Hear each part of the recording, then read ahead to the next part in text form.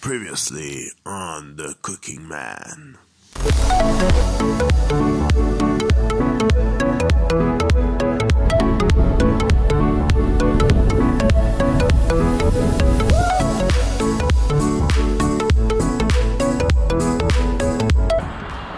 Good morning. I was about to have a relaxing day today, but I guess we are on our way to the railway station to go to another city.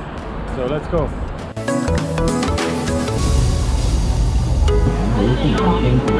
So I got my ticket and we are ready to go. So let's do it.